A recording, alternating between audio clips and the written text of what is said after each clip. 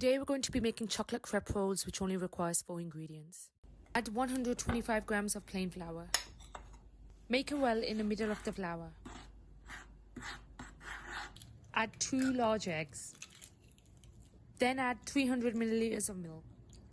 Whisk all ingredients together until smooth.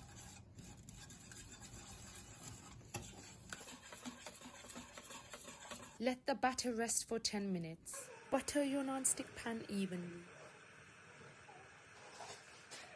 Using half a cup, pour in the batter and swirl it around until evenly distributed.